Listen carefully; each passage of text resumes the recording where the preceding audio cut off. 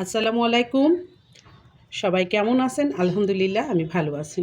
আজকে আমি রান্না করেছি বগুড়ার বিখ্যাত আলুঘাটি। প্রতিদিন সংসারে মানে নিত্য নৈমিত্তিক যে সব কিছুই থাকবে এমন কিছুই না, এমন না। অনেক সময় সব কিছুই বাড়ন্ত হয়। আমার আজকে বাসায় তেমন বাজার ছিল না। মাছ গোশ তো অনেক খাওয়া হয়, আবার রুচির পরিবর্তনের জন্য আমি এই জিনিসটা আজকে করেছি। ডিম আর আলু দিয়ে ভাবলাম যে আলুঘাটির নাম শুধু শুনেছি, কখনো খাইনি। আজকে আমি করব, তো সেই রেসিপিটাই আজকে আমি আপনাদের সাথে শেয়ার করব। তাই চলুন।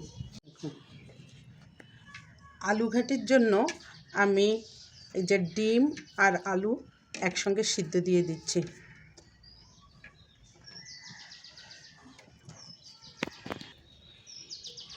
ডিম সিদ্ধ হয়ে গিয়েছে, এই যে খোসা ছাড়াই নিছি।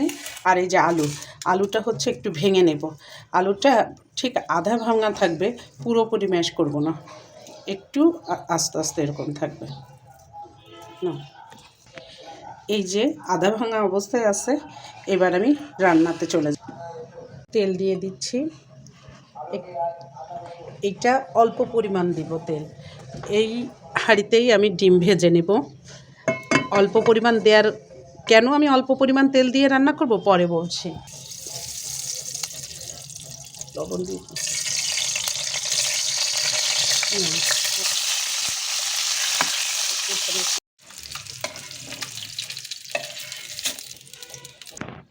সামান্য পেঁয়াজ দিচ্ছি।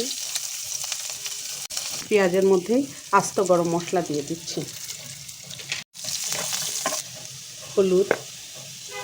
হলুদটা আগে দেওয়ার মানে তরকারির রঙটা একটু তেলের উপর ভেজে নিলে তরকারির রঙটা। আপনি কথা বলেন কেন? ধনে জিরে বাটা,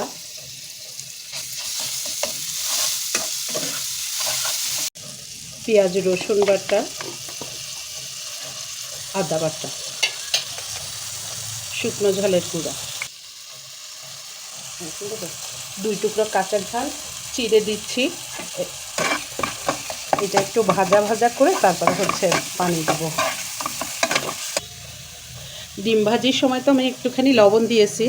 এখন এই যে 1 চামচ, মানে পুরোপুরি 1 চামচ দিচ্ছি। অল্প পানি দিয়ে কষিয়ে নেবে।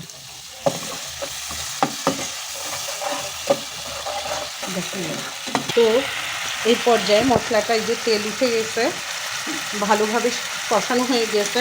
এখন আমি আলুটা দিয়ে দিচ্ছি। আলু দিয়ে আমি খানিক সময় কষিয়ে তারপরে একদম ঝোলের পানি দিয়ে দেব। অনেকে আবার আলু এই ম্যাশ করে তার ভিতরে পানি দেন, সেটাও করা যায়, আর এভাবেও করা যায়। রান্না আসলে যার যার পছন্দ মতো সে নিজের তরিকায় করবেন। একেবারে যেটা শিখেছি বা যে উপকরণ আছে সেটাই যে দিতে হবে তা না, নিজস্বতাও কিছু এর মধ্যে থাকবে। আর নিজস্ব উপকরণে করলে আমার মনে হয় যে রান্নাটা বেশি ভালো। আর রান্না অবশ্যই একটা শিল্প, যত মনোযোগী হবেন শিল্পটা তত ভালো হবে। তো আমার এটাও ভালো করে কষানো হয়ে গেছে। এবার আমি পানি দিয়ে দেব।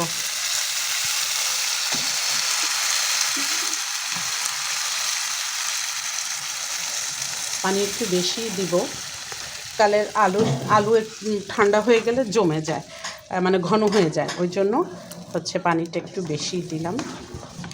এটা ফুটতে থাকুক, তারপরে আমি তেল কেন কম দিলাম সেইটা আমি বলছি। ঝোলটা খুব ভালো মতো ফুটে গিয়েছে। আমি এই পর্যায়ে এসে ডিম দিয়ে দিচ্ছি। খুব ঝটপট রান্না, একদম ডিম আলু সিদ্ধ থাকলে 10 মিনিটের মধ্যেই হয়ে যায়।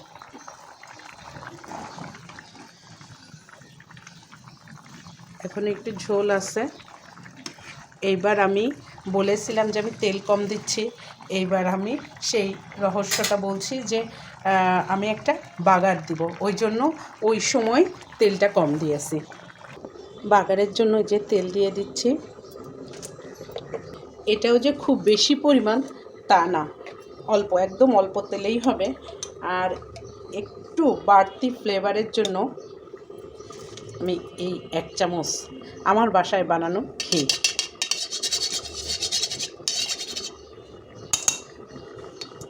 খানিকটাই পেঁয়াজ,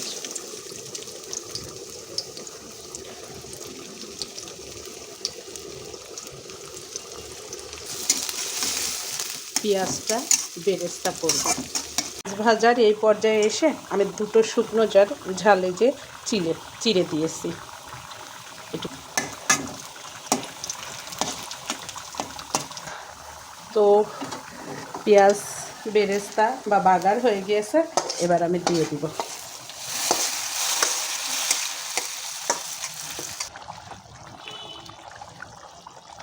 ঝোলটাও ঘন হয়ে এসেছে, আর এই পেঁয়াজটা এর সঙ্গে মিশে গেলে, মানে আলু ঘাটির সঙ্গে মিশে গেলে আমি নামিয়ে ফেলব। এই যে দেখেন, ঝোলটা আমি এরকম রেখেছি, ঠান্ডা হয়ে গেলে কিন্তু একদম ঘন হয়ে যাবে। তো এই যে তৈরি হয়ে গেল বগুড়ার বিখ্যাত আলু ঘাটি। আমি ডিম দিয়ে করেছি, এমনিভাবেও করা যায়, মাছের মাথা দিয়েও করা যায়, সবভাবেই করা যায়।